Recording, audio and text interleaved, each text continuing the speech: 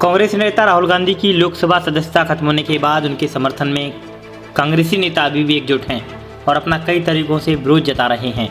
इसी कड़ी में उत्तर प्रदेश के जिला कासगंज के ब्लॉक गंजडुनवारा में एक ज्ञापन बीडीओ साहब को दिया गया, जिसमें कांग्रेसी नेताओं ने बढ़ चढ़कर भाग लिया। इस ज्ञापन के माध्यम से कांग्रेस के नेताओं ने कहा कि वर्तमान मौजूदा सरकार की नीतियां दमनकारी हैं। राहुल गांधी जैसे नेता किसानों मजदूरों के साथ हमेशा खड़े रहते हैं और ऐसे जमीनी नेताओं को सरकार तरह तरह से परेशान कर रही है, जो असंवैधानिक है। इसका जवाब आगामी चुनाव में बीजेपी को जरूर मिलेगा। आइए आपको कासगंज में कांग्रेस नेता से हुई वार्ता को दिखाते हैं। तो इस समय आप गंजडुनवारा ब्लॉक पे हैं, किस पर्पज से यहाँ आए? मैं यहाँ ज्ञापन देने आया। आप भी आए? जो आज के समय में आपको मालूम है कि आदरणीय राहुल जी ने कुछ सवाल उठाए संसद में, तो इतिहास में पहली बार संसद को म्यूट किया गया, उनके प्रश्नों को डिलीट किया गया। ये सबसे पहली बार हुआ है। जब से स्वतंत्र भारत हुआ तब से विपक्ष की आवाज़ को कभी दबाया नहीं गया और विपक्ष को सुना गया, उनकी चीज़ों को समाधान किया गया। आदरणीय राहुल जी विपक्ष के नेता हैं, उन्होंने कुछ सवाल पूछे थे सरकार से। सवाल का जवाब न देते हुए सरकार ने संसद नियुक्त कर दिया और संपूर्ण बहुमत वाली सरकार जो है आज बिल्कुल मूक बनी हुई है, वो संसद नहीं चला पा रही।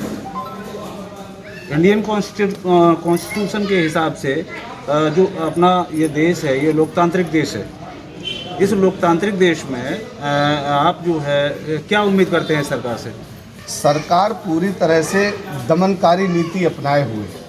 आज से पहले आप देखेंगे कि जिस भी व्यक्ति की आवाज़ उठी, चाहे वो सड़क से उठी या वो संसद में उठी, उसका सम्मान रखा गया, उनकी चीज़ों को ध्यान दिया गया। अरे राहुल जी यही तो पूछ रहे हैं कि अडानी से आपका रिश्ता क्या है? जो इस देश का सबसे बड़ा व्यापारी है, उद्योगपति है, उससे आपका रिश्ता क्या है? शेल कंपनी में 20,000 करोड़ रुपया जो लगा है वो किसका लगा है? आप अडानी के साथ कितनी बार विदेशों में गए हैं? उनके निजी चार्टर प्लेन से कितनी बार गए हैं? आपने किन किन देशों में अडानी को ठेके दिलाए हैं? तो यही बात तो पूछी थी, इसमें कौन सी गलत बात पूछी थी? दूसरी बात, आज राहुल जी के पास घर तक नहीं है, एक ऐसा लीडर है, उसको सजा हुई है। किस उसमें हुई है आप जानते होंगे। सिर्फ ये कहा था कि जो चोर हैं उनके पीछे मोदी क्यों लगा हुआ है ज़्यादातर। तो इसमें कौन सी बुरी बात हो गई? कौन सी मानहानि का केस हो गया? जो उनकी सदस्यता भंग की गई है, उनको यहाँ तक कि नोटिस दिया गया है, वो बेघर कर दिए गए हैं। तो इस तरह से क्या जनता की आवाज़ नहीं उठाई जाएगी? हम कांग्रेस के लोग गांधीवादी विचारधारा के लोग हैं।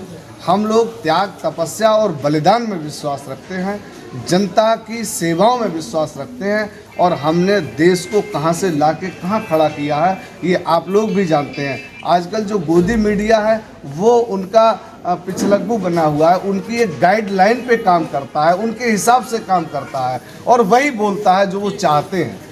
मोदी जी तो ये कहते हैं कि हमने देश के लिए बहुत कुछ दिया है। देश के लिए दिया है, नोटबंदी दिया है, जीएसटी दिया है और इसे हम हमारे नेताजी गब्बर सिंह टैक्स के नाम से जानते हैं, वो दिया है और घृणा दी है, नफरत दी है, ये दिया है और धर्मवाद दिया है। विचारवाद की कोई बात ही नहीं है। किसानों के हित में भी तो उन्होंने किसानों के हित में 3 काले कानून लेके आए प्रधानमंत्री जी। 3 मतलब 16 महीने में ये समझ पाए, 1.5 साल में, कि ये बिल हम गलत लेके आए थे और जनहित में नहीं था। किसानों के लिए लेके आए थे।